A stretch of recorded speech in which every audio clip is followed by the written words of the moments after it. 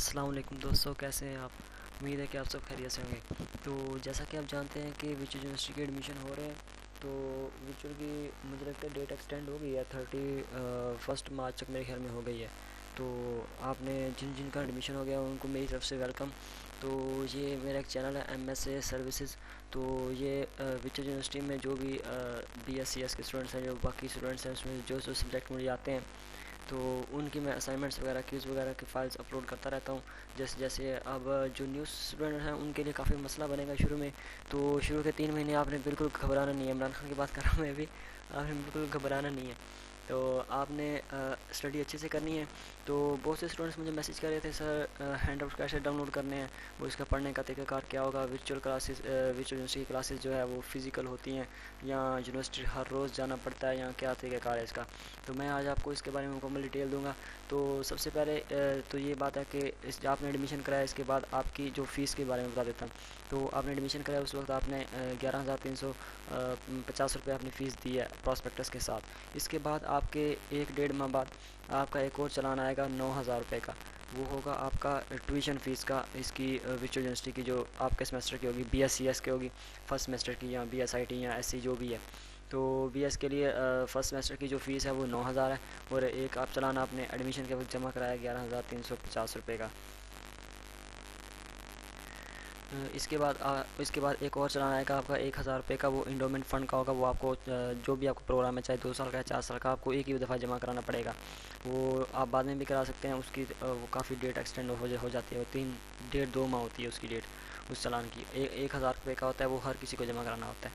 तो ये आपकी फ़ीस की मुकम्मल डिटेल होगी।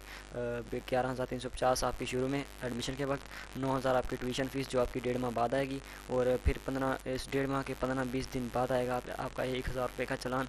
और कुछ लड़के कह रहे हैं भाई हमारा जो है ना वो इसके LMS पे अपडेट नहीं हो रहा। तो जो बैंक वाला सिस्टम है वो आपके 48 घंटे के बाद अपडेट होता है। 48 घंटे के बाद तकरीबन 3 दिन 2 दिन के बाद अपडेट होता है, आपका भी पेड हो गई है। अगर आप इजी पैसे से कराएंगे या उमनी दुकान से कराएंगे तो वो आपका तकरीबन विद इन 5 मिनट्स में आपका अपडेट हो जाता है, अभी पेड हो गई है। तो आजकल उनकी वो जो सर्वर में उनका कुछ मसला आया हुआ है, तो वो इजी पैसा की और ओमनी दुकान की वो जो पेमेंट एक्सेप्ट नहीं कर रहा उनका जो सर्वर है। तो आपने जो बैंक में जमा कराना है, HBL बैंक हो गया, बैंक अल फलाह हो गया, हाँ, आपने इसमें अपना चालान जमा करवाना है। तो ये हमारा फ़ीस हो गया। इसके बाद भी हमारी जो क्लासेस का है, तो ये आपने तस्वीर पे फोकस नहीं करना, वीडियो पे आपने आवाज़ पे फोकस करना है, वॉइस पे। तो आपको इंशाल्लाह मुकम्मल रहनुमाई मिलेगी। तो जब मैंने एडमिशन लिया था तो मुझे गाइड करने वाला कोई नहीं था। तो अब मैं क्योंकि सीनियर हूँ तो मैं चाहता हूँ कि आप जो भी आपको गाइडेंस दे सकूँ तो मैं दूँ। तो इसके बाद हमारी आ जाती है अभी फ़िज़िकल क्लासेस। तो इसकी विचुअल यूनिवर्सिटी की फ़िज़िकल क्लासेस कहीं भी नहीं होती। चाहे आप मेन कैंपस लाहौर में चले जाएँ, वहाँ पे भी फ़िज़िकल क्लासेस नहीं होती। अलबत्ता कुछ कैंपस होते हैं उसमें स्टूडेंट्स को आने की इजाज़त होती है। हमारे कैंपस में तो स्टूडेंट को आने की इजाज़त भी नहीं है। आप नहीं जा सकते। आप वैसे ही कोई हफ्ते में 1 दिन चले जाएँ तो उधर जाके क्या करना है, कुछ भी नहीं है, बस कंप्यूटर पर बैठे रहें और बोर होके आ जाएँ। तो इससे बेहतर है कि आप घर बैठ के ही लेक्चर लें। आपको यूनिवर्सिटी जाने की बिल्कुल ज़रूरत नहीं है। और कुछ सवाल कि आपने कैंपस बेस पे किया अप्लाई या आपने एट होम पे किया। तो चाहे आप कैंपस बेस पे हैं, चाहे आप एट होम पे हैं, आपको जाने की ज़रूरत नहीं है इधर यूनिवर्सिटी कैंपस में। तो आपने जब आपको कोई मसला वगैरह होगा, या आपने कोई हैंड आउट्स वगैरह परचेज़ करने होंगे, या उससे कोई रहनुमाई लेनी होगी, या VULMS का कोई मसला होगा, तो तब आप कैंपस जा सकते हैं, उनसे रहनुमाई ले सकते हैं, जो आपका वीजू का स्टाफ होगा उधर। तो जो वीजू का मेन स्टाफ है जो होता है वो कुछ चंद एक कैंपस हैं उधर ही बैठता है, जो मेन होते हैं। हमारे कैंपस में वीजू का दूसरा स्टाफ ही नहीं है, जो सिर्फ एडमिन वगैरह होते हैं वही होते हैं। तो इसके बाद फ़िज़िकल क्लासेस की बिल्कुल नहीं होती। जो इसका हेड कैंपस है उन्होंने हेड मेन कैंपस जो है उन्होंने सख्ती से मना किया कि किसी भी कैंपस को इसकी फ़िज़िकल क्लासेस देने की इजाज़त नहीं है। हाँ, अलबत्ता उनके जो रूम बने हुए हैं, CD रूम बने हुए हैं, उसमें आपके लेक्चर चलेंगे। ये जो आपके VULMS के लेक्चर होंगे यही चलेंगे, ये रिकॉर्डेड लेक्चर भी आपके चलेंगे। आपने इन्हीं से तैयारी करनी है और इन्हीं से पढ़ना है। तो फ़िज़िकल क्लासेस बिल्कुल नहीं होंगी। और आपकी मर्ज़ी है, आप कैंपस जाएँ चाहे ना जाएँ।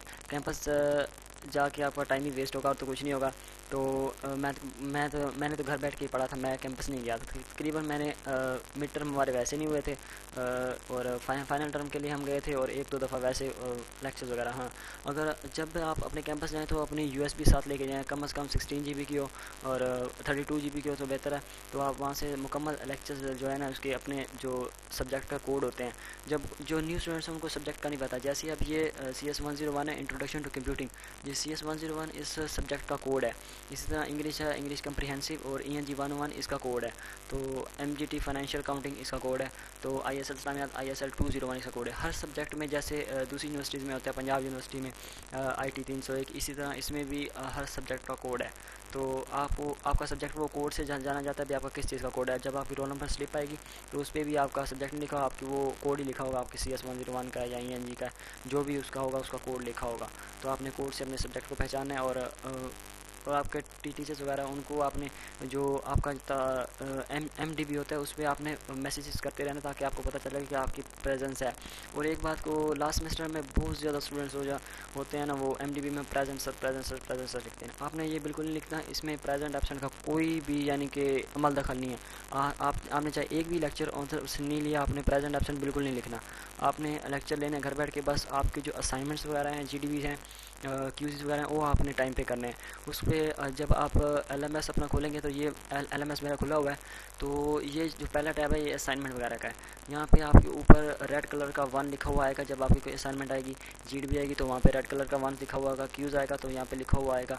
और अनाउंसमेंट वगैरह, यहाँ पे आपके अनाउंसमेंट पेज इसमें सारी अनाउंसमेंट आएगी हर सब्जेक्ट की, जो उसका जो सेशन वगैरह है ऑनलाइन, जो भी उसकी अपडेट वगैरह आती है जो टीचर की, आपने हर रोज़ तकरीबन एक दिन ना तो एक दिन बाद आपने वो लाजमी चेक करते रहना है अपना जो वीडियो LMS है। तो आपने लॉगिन करना है, और आपने पासवर्ड, हाँ अक्सर स्टूडेंट मुझे कहते हैं सर पासवर्ड भूल जाता है। तो पासवर्ड के लिए मेरी रिकमेंडेशन है कि आप एक या दो पासवर्ड सेलेक्ट कर लें पक्के पक्के, तो जो इजी हो। उसमें अल्फ़ाबेट कैपिटल भी होने चाहिए, स्मॉल भी होने चाहिए, और डिजिट्स भी होने चाहिए। उसमें कुछ कैरेक्टर्स जैसे @ हो गया, हैश हो गया, तो ये वाले कैरेक्टर मिला के आपने एक या दो पक्के पासवर्ड बना लेने हैं, उनको याद कर लेना है। तो हर 15 डेज़ के बाद जो वीडियो LMS है वो आपको पासवर्ड चेंज देता है। अगर आप पासवर्ड चेंज नहीं करेंगे तो आपका बंद हो जाएगा। तो आपने हर 14 दिन बाद, 13 दिन बाद पासवर्ड खुद ही चेंज कर लेना है। और आपने वो जो दो कोड होंगे उसी को एक दफ़ा एक लगा लेना है, नेक्स्ट दफ़ा दूसरा लगा लेना है, फिर 15 दिन बाद पहला लगा लेना है, फिर 15 दिन बाद दूसरा लगा लेना है। इस तरह ये है कि आपको भूलेगा नहीं, आपका वही जो एक नहीं लगेगा तो दूसरा लग जाएगा, दूसरा नहीं लगेगा तो पहला लग जाएगा, आपको याद रहेगा। वैसे अगर आप हर 15 दिन बाद न्यू पासवर्ड लगाएंगे तो आपको भूलते जाएंगे, तो वो आपको याद नहीं रहेंगे। इसी तरह आप एक या दो कर लें। अगर आप एक करते हैं तो फिर उसको उल्टा के लिख लें, जैसे 64 @ फलां फलां हो गया, तो आप 46 @ फलां फलां, इस तरह उल्टा के लिख लें। तो ये भी एक अच्छा तरीका है पासवर्ड का। और आपका जो पासवर्ड है वो मेरे ख्याल में 13 हिंसों का आता है, 13 हिंसों का। तो आपने 13 हिंसों का पासवर्ड लगाना है, स्ट्रॉन्ग पासवर्ड लगाना है। उसमें small letters, capital letters, digits और @ जो इस तरह के सिंबल्स वगैरह हैं वो आपने लाजमी इस्तेमाल करने हैं, ताकि आपका पासवर्ड स्ट्रॉन्ग रहे और कोई हैकिंग वगैरह ना हो। और इसमें हैकिंग तो नहीं होती, अगर अक्सर जब आप QCs वगैरह करते हैं, दूसरों का LMS देते हैं, तो तब हैकिंग के चांस होते हैं। तो आपने QCs वगैरह खुद करने हैं, और अगर कोई बहुत ही काबिल भरोसा है तो आपने उसको LMS देना है। तो अगर आपने उसको LMS दिया, उससे क्यूज़ करवा के अपना LMS उससे वापस उससे क्यूज़ कर लिया, जब आपको पता चलेगा आपका क्यूज़ हो गया, तो आपने फिर फ़ौरन अपना LMS का पासवर्ड फिर चेंज कर लेना है, फिर वही नहीं रहने देना। अगर वही रहने देंगे, फिर जो दूसरे स्टूडेंट्स होंगे वो आपके LMS पे लॉगिन करके कुछ आपकी कोई प्रोफाइल पिक्चर चेंज कर देता है, कोई कुछ हो जाता है, कोई कुछ हो जाता है, फिर मसला बनता है बाद में। तो आपने जब किसी को देना है LMS, तो उससे काम करवा के फिर आपने फ़ौरन अपना पासवर्ड चेंज करना है। हाँ, अलबत्ता अगर किसी का पासवर्ड चेंज नहीं हो रहा, तो आपने फिर उसको रीसेट पासवर्ड, आपकी जो वीडियो की मेल होगी वो आपने लॉगिन करनी है। उस पर आपको एक लिंक आएगा अपना चेंज पासवर्ड का, आपने वो वीडियो की ईमेल जो आपको एडमिशन लेटर के साथ मिलेगी वो आपने लाजमी लॉगिन करनी है। उस पर फिर आपको रीसेट पासवर्ड आपको भूल के बिल्कुल भी याद नहीं है, आपने स्टूडेंट्स को दिया, स्टूडेंट्स ने अपना पासवर्ड लगा दिया, आपका यानी कि पासवर्ड चेंज कर दिया खुद ही। तो आपने फिर वो जो आपका होगा ना, आपने रीसेट पासवर्ड की कमांड देनी है उधर से, आप LMS पे उधर से आपको वीडियो की जो मेल होगी उस पर आपको रीसेट का लिंक आएगा। अगर आपका वीडियो की मेल भी उसके पास चलेगी तो फिर मुश्किल है, फिर आपको हेड ऑफिस से रब्ता करना पड़ेगा। इस तरह मेरा हैक हो गया, तो आपने मेरी हेल्प करें, मेरी रहनुमाई करें। फिर वो आपकी रहनुमाई करेंगे या आपने कैंपस चले जाना है। तो आपकी वीडियो की मेल पे आपको रीसेट का लिंक आएगा, आपने वहाँ पे क्लिक करके अपना पासवर्ड रीसेट कर लेना है। तो वहाँ पे आपको ओल्ड पासवर्ड नहीं मांगेगा, आपको न्यू पासवर्ड की लिंक आएगा। तो इस तरह ये आपका पासवर्ड वाला हो गया। तो फिज़िकल क्लासेस भी नहीं होती, और आपने फ़ीस टाइम पे करनी है। अगर आपके चालान की डेट गुजर गई है तो 1-2 दिन ही गुजरने दें, ज़्यादा ना गुजरने दें। इस तरह के आपका एलएमएस जो होता है वो ब्लॉक हो जाता है, फिर आपकी जो असाइनमेंट क्यूज़ वगैरह है वो नहीं कर पाते, जिससे आपके फाइनल सीजीपीए में बहुत फ़र्क पड़ता है। और असाइनमेंट वगैरह जो होते हैं वो जो न्यू स्टूडेंट्स है कॉलेज में तो इसका कोई नहीं था। अब जब आप यूनिवर्सिटी में आए हैं तो आपकी असाइनमेंट्स जीडीबी और क्यूज़ीज़ हैं जो इसके विर्चुअल यूनिवर्सिटी के, ये इसकी फाइनल में वेटेज होती है। अभी तो आपको पता नहीं चलेगा, जब आप फाइनल देंगे आपका रिजल्ट आएगा तो फिर आपको पता चलेगा भी इसका कितना फ़ायदा है। तो ये मुफ्त के नंबर ये से समझे कैसे होते हैं। तो मैं अपने चैनल पे इस तरह के जो असाइनमेंट्स वगैरह हैं वो क्यूज़ वगैरह के सॉल्यूशन अपलोड करता रहता हूँ। तो गुजारिश है कि आपने मेरा चैनल लाजमी सब्सक्राइब करना है MS सर्विसेज, तो आपको काफ़ी रहनुमाई मिलेगी उधर से। आपके मेरी वीडियोस आपके लिए काफ़ी फ्रूटफुल रहेंगी। तो जो न्यू स्टूडेंट्स हैं जिनको MS वर्ड नहीं आता तो वो मैं इंशाल्लाह कोशिश करूँगा कि MS वर्ड की सीरीज़ भी मैं अपलोड करूँ, क्योंकि जो आपकी असाइनमेंट्स वगैरह होंगी वो MS वर्ड की फ़ाइल में ही अपलोड होंगी। आपने कॉपी पेंसिल से लिख के उसको स्कैन करके नहीं भेजना, वो आपकी एक्सेप्ट नहीं होगी। आपकी MS वर्ड फाइल होगी तो फिर ही आपकी असाइनमेंट एक्सेप्ट होगी, उस आपके नंबर लगेंगे और आपको मिलेगी। तो इस तरह ये सारा प्रोसीजर है इसका।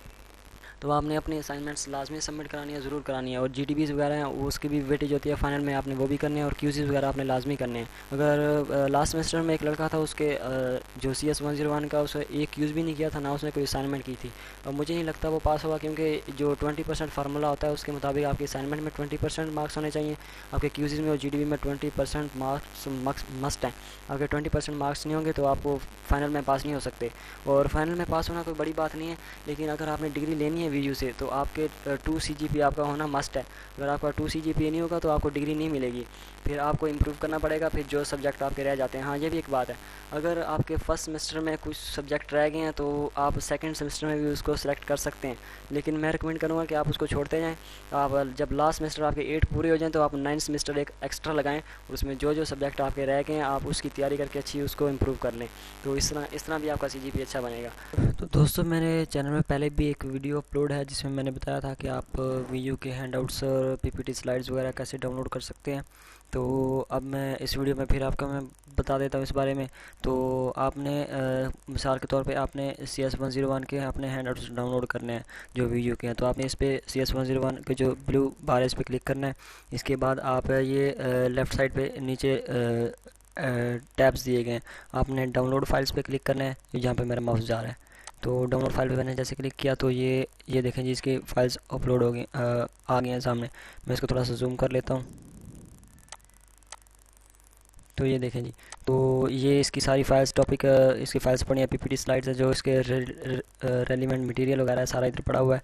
तो जब नीचे नीचे जाएंगे तो ये देखें जी, ये CS 101 complete power point slides ये पड़ी हैं, और ये CS 101 कंप्लीट हैंडआउट्स। तो कुछ स्टूडेंट यहाँ पे क्लिक करते हैं, आपने यहाँ पे क्लिक नहीं करना, यहाँ से कुछ नहीं आएगा। ये इसके सामने डाउनलोड का टैब बटन पड़ा हुआ है, आप जैसे ही डाउनलोड बटन पर क्लिक करेंगे तो ये स्टार्ट डाउनलोड, तो यहाँ से डाउनलोडिंग स्टार्ट हो जाएगी। और इसी तरह हम जो भी सब्जेक्ट डाउनलोड करना चाहें तो इधर से कर सकते हैं, ये सारे सब्जेक्ट हैं।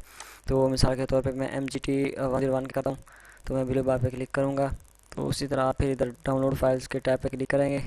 तो इसी तरह ये इसकी स्लाइड्स पड़ी हैं 1 to 9 मॉड्यूल तक, और ये स्टडी मटेरियल जो मॉड्यूल 1 to 18 तक है, ये इसके सारे हैंडआउट्स हैं, मुकम्मल हैंडआउट्स कंप्लीट बुक है ये। और ये इसका एडिशनल जो मटेरियल है वो पड़ा हुआ है। ये PPT स्लाइड्स हैं, ये 10 मॉड्यूल से 18 तक ये फाइनल के लिए हैं, और जो तो ये हमारे मिड टर्म के हैं। हाँ, अगर आपको कोई प्रॉब्लम हुआ तो आप मुझे कमेंट करेंगे, इंशाल्लाह मैं आपको बता दूंगा। Thanks for watching. अल्लाह हाफिज़।